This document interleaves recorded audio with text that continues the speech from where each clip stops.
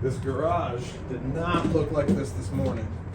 So if you want to watch me get my space back to normal and start talking about the plans that I have to restore this classic motorcycle, then stay tuned because that video starts now.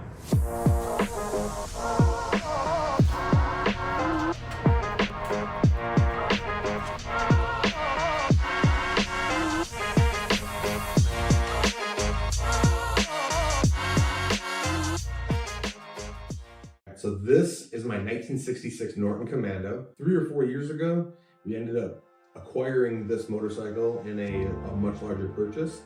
My dad and I used to buy and sell collector vehicles once in a while. I wasn't, actually my dad was in the state of Washington, and he was meeting somebody to pick up a new vehicle that we had just purchased. And when he walks in the barn that this lady stores the vehicle in, on the left-hand side was just a row of motorcycles. Trail 80s and Trail 90s from like the 70s and 80s, a couple Suzukis, and really just this Norton was kind of the only like motorcycle that was in the lineup. And so what we did was we ended up making a deal for the bikes on the left. I think there was something like 8 or 9 bikes. I remember us getting the motorcycles for right around $1,000 a piece. And so the very first thing that we did was when we got them back to Minnesota, where I had them at the time, we sold a couple of the bikes and basically made all of our money back. And this one was really the only one that I chose to keep. And so for the last, 2 years of that, once we got it back from Minnesota, basically stayed in a shed for nothing, just collected dust, just hung out, didn't really do anything with it. And then there was a couple of weeks where it was in a friend of mine's shop where it was getting work done, just got the fluids changed, and just kind of wanted to see if we could get it running. And he said that the electric start doesn't really work all that great, but the kickstart, after a little bit, to get that bike going. And he said, once you get it going, he said it's going to be like a pain in the butt if you shut it off because you got to get it going again. I decided that I wanted to have it down here in California, and so I paid a trucking company to ship it here from Minnesota and stuck it in my garage where, I built my other bikes. And it just kind of hung out, collected dust, started collecting dust again, and I pretty much just hung in here for probably about 1.5 years. And then, what was it, last Sunday? We ended up deciding, maybe this is the spring to start doing something with it. And so we came out here to the garage and we got the workshop kind of all resituated and got my space back together, and took it outside and gave it a good pressure washing, and just looked at it, kind of started to decide what I wanted to start doing with it, or kind of remember some of those older ideas that I had in the past.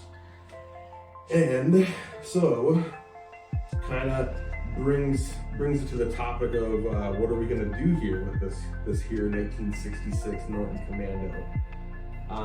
The way I see it is we have 2 different avenues we can go down. So I think option A, the realistic option, I think, is trying to keep the bike as original as possible. I like the black and gold paint scheme ever since I saw the bike. And so we could repaint it and make those colors pop again, or we could try to carefully conserve all the patina that's on the bike and then clear coat those panels. That way we kind of try to reserve some of it. And then I wanted to, of course, try to fix anything that was going to be mechanical or safety on the motorcycle. So I want to do front brakes and back brakes, every single line, as much of the electrical system I can get into. The one thing is like I mentioned, the electric start doesn't work all that great. The reason is that there's an oval circle on that side of the crankcase where the little mechanism that's inside that panel is something that kind of charges the electrical system and allows that electric start to work.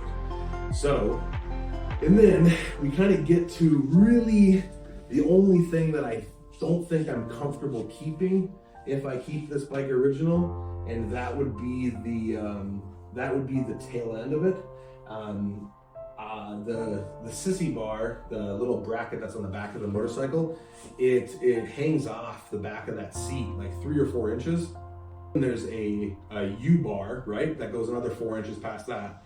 And then attached to the U-bar is this gigantic taillight that hangs off the back, basically. And so to me, that rear end just looks a little bit chunky and it looks a little extended. And so what I would try to do is I would try to chop that U-bar at its closest setting to round the U-bar with the rear of the seat. Maybe or maybe not keep that sissy bar. I might cut it a little bit shorter and then get something that's a little bit more ergonomic for that taillight, because that taillight looks like it came off of like a Volkswagen Beetle or something. It's huge. So that's it. That's option A, I think. So option B is, I think, where I'm going to be losing some of you here, but I've seen 60s Nortons done up in a way where, kind of like how I like my bikes, it's like art, you know? It's almost, for some of these builders, it's almost more important as to like what it looks like versus how it drives, I think. And I've seen them done up where basically they take the bike and from the very, very front of that tire to the very back of this tire, they chrome out 99% of that motorcycle. And so tank both side panels, as much of the engine as possible. The only thing that I think I would exclude from that is maybe we do the lettering and the pinstriping in black, and the frame in a contrasting color. I think would be kind of cool. Well, I would like maybe brass or copper or rose gold or something else that's like a metallic color like that has some shine. Something interesting, something that gives it a little more depth, I think would be cool. And the only other thing I would do to it besides chroming it out, would be to change the seat. I think the seat in that form, this seat is way too plain. I would want to shorten the cushion on it to make sure that the drop off on the rear side of that tank is much more sharp. Right now, the whole top of the bike is flat. That's how I look at it.